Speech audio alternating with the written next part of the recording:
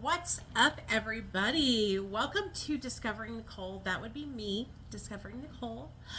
I love to talk about drugs, addiction, recovery, and so much more. And today, I'm going to share a story time with all of you guys about how I got into drugs. How did my addiction begin? Why did I even start using drugs? A lot of you guys are new here, and I just want to welcome all my new subscribers that have been showing up and showing out. You guys are, I think, finding me because of my weight loss journey content. And just to update everybody, I went to the doctor yesterday, and I will be starting Monjaro, and I will also be starting lisinopril for my blood pressure. But I'm waiting on a prior authorization for the Monjaro, and I'll keep you guys updated. I'm literally, when I pick up this medication, I'm going to get it, and then I'm going to vlog dosing it. Like, I want to show you guys how to dose it, how I feel after I dose it, everything. I'm going to take you guys through the process of being on Monjaro. You're going to do it with me, okay? Okay, but that's not what this video is about. This video is going to be about, like I said, how I got into starting to use drugs. So let's get into it. First and foremost, I come from a two-parent household. My mom and dad are still married to this day. My mom's Mexican and my dad's Italian. And they met when they were in the Air Force fighting over the last piece of pizza. So if that tells you anything, my family loves to eat. We love food, honey. We love food. So my dad comes from a strict Italian family. It was him and his little brother Joey, and then his mom and dad. And then my mother comes from a blended Mexican family. Her mom and dad got divorced when she was little, and then she got a stepdad. And her stepdad has been around since she was a little girl, so he's just like, her second dad, basically. My mom had it was like six or seven of them total, brothers and sisters. So mom came from a big family. Growing up as a little girl, my mom and dad put a lot of emphasis on food. I think a lot of it had to do with our culture. I'm half Mexican, half Italian. We celebrated with food. We would eat for birthdays, cakes, pizzas, ice cream, steak, pasta, lasagna, all these celebrations. And I can remember as a little girl, my dad would always tell us that we had to make sure that we ate everything on our plate. Oh, look who's showing up. Hold on. Paquito. Let's pucker this over, dog. Can y'all see him? Yeah, y'all can. Yay. Anyway, so growing up, my dad would always be like, manja, manja, eat, eat. He would say that while we were at the dinner table. And if we didn't eat our vegetables, we had to sit at the table until we finished everything on our plate, until we ate our vegetables. A lot of the times my sister would fall asleep because she would literally have a standoff with my mom and dad and not eat her fucking vegetables. Well, I learned real quick that I was just going to eat my food because I wanted to be over and done with it, and I didn't want to have to deal with fighting with my parents, right? So food became something that I also relied on for comfort. When I was a little girl, I used to be really afraid of everything, very paranoid. Okay, I used to think that I was going to get kidnapped. I used to think that people were going to carjack us. I used to have dreams about people coming to my window and kidnapping me out of my mom and dad's house. Like, and so I was super duper paranoid, and I would use food as a form of comfort. And I started overeating at a young age. Well, by the time I was like 14 or 15, I was like in this like awkward stage where I was like transitioning into my womanhood, being a teenager and all that. And I was a little chunky. I wasn't even fat, you guys, but I thought I was. And so I started to starve myself.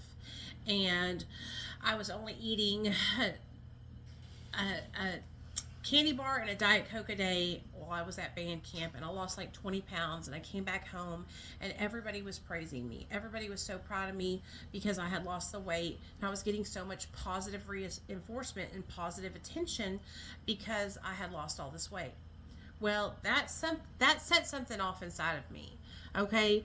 And I started to become obsessed with my weight. And that is when my addiction started. I went to the doctor and I talked my doctor into prescribing me something to help me with my weight loss. And he was like, okay, I'm going to give you this, but I'm only going to give it to you for 2 months. And he gave me Adipex, phentermine. And when I took phentermine for the first time, it made me feel like a regular person. It made me feel like I had energy. It made me feel like I could focus. It made me feel like I could get my homework done and do all the extra. I just felt like a better human on phentermine. But I only had it for 2 months. So once I got off of phentermine and I ran out of it, I started looking for other substances that would have the same effect. And I found over-the-counter medications like Hydroxycut, Herbalife, Mini Thins, and Stacker 3s. Back in the 90s, these medications that you could buy across the counter for diet and weight loss had a drug in them called ephedrine. And this gave you a stimulant effect. It was also a drug that was used in the production of methamphetamine. So a couple of years went by and I was able to use these to keep my weight down, keep my focus, and give myself energy. Then all of a sudden the government decided that they were going to take ephedrine out of these pills because people were using it to make methamphetamine. So now the pills didn't work. I would take them and they did not have the same effect. So honey, that's when I found cocaine. And I was like, I'm not going to do meth. Cocaine, I'll try cocaine, right? I had heard so many horrible things about methamphetamine, tweaker shit, you know? So I thought cocaine was more high class. So I tried cocaine. It was okay and everything, but it didn't last very long. And that's when one of my friends let me have a toke off of their bowl, meth pipe. And when I tell you guys, the first time I ever used methamphetamine, it made my hair grow. I felt it coming out of my fucking hair follicles. I felt it coming out of my arms, everything. That's the day I became hooked to methamphetamine, and I was 17 and a half, almost 18 years old. That's how I became addicted to drugs. And it all circled back to my weight. Now, as a 41-year-old woman who has been diagnosed with high blood pressure and possible diabetes, I am realizing, how important it is for my weight to be healthy.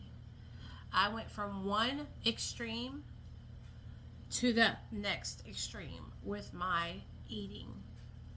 And it turned into an addiction in itself, food addiction. When I got sober in 2015, I thought I had it all figured out because I had finally figured out how to stay sober. But then my addiction crossed over to food. Who would have thought that I would have lost control with food? Who would think that food was going to be the thing that was going to take me out, kill my ass? But high blood pressure, high blood sugar, honey. That is how I got into addiction, was because of my weight. Because of my weight, and here we are, circled all the way back from the time I was 17 years old, now I'm 41, and I am back dealing with my weight again. Only this time, I'm changing it for the better forever. I'm eating healthy. I'm walking 4 miles a day, and I'm staying consistent. That is how my addiction started, and I wanted to share that with you guys because I think a lot of you will be able to relate. If you struggle with food addiction or drug addiction or alcoholism, it's all the same. You're not alone, and you're welcome here, and I want you to know how grateful and thankful I am to have each and every one of you guys that have decided to stick and stay or have just found my channel. These videos that I'm pre-recording will go up in Patreon first, and then about a day later I will upload them onto my YouTube channel. So if you would like to have early access, please join my Patreon. Also, this Saturday at 7 p.m. Central Standard Time, we will have a patron-only Zoom meeting. And so if you would like to join my Patreon, you will have access to those Zoom meetings if you join the $5 tier. $5 tier and up. We have 2 Zoom meetings, which are the second and third Saturday of every month. And then we have a live stream, which is the 4th Saturday of the month. So I love you guys. I hope you enjoyed this little video about how my addiction began. And if you have any questions, please put them down below or any video requests.